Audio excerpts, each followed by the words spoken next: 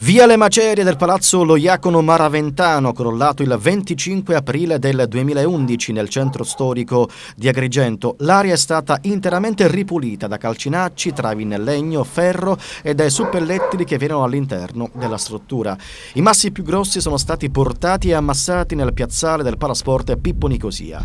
Rimarranno lì a disposizione della Sovrintendenza ai Beni Culturali, che dovrà catalogarli. Il resto del materiale raccolto finirà in discarica. Nel frattempo la zona sta per essere messa in sicurezza e tra un paio di settimane la via Santa Maria de' Greci sarà di nuovo transitabile. Anche le famiglie evacuate per prudenza potranno presto fare ritorno nelle proprie abitazioni. Il nucleo SAF dei Vigili del Fuoco ha da poco concluso gli interventi di insabbiamento dell'edificio. Questa mattina invece gli operai hanno installato l'ultima fasciatura in fibra di carbonio nella parte bassa del palazzo. Poi, nei prossimi giorni, si svolgeranno le verifiche statiche dei tecnici comunali e vi sarà il sopralluogo dei consulenti nominati dalla Procura della Repubblica di Agrigento.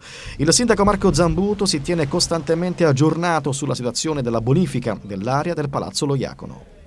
Sono stati mesi assolutamente difficili, ma nei quali abbiamo lavorato per andare ad affrontare questa emergenza da un punto di vista economico, da un punto di vista sociale e soprattutto per ridare al quartiere quella normalità che purtroppo ha perso. Vi sono altri palazzi a rischio crollo nel centro storico, com'è la situazione? Ma guardi, il censimento da parte della nostra squadra di protezione civile ha continuato, sono continuate le ordinanze di demolizione, sono continuati gli atti nei quali ci siamo sostituiti ai privati, abbiamo fatto fronte con i fondi comunali a tutte le emergenze, continua la nostra azione accanto alla quale finalmente sono già arrivati i decreti per invece la riqualificazione del centro storico. Penso per esempio alla piazza di San Giuseppe, alla via Saponara, alla piazza Lena,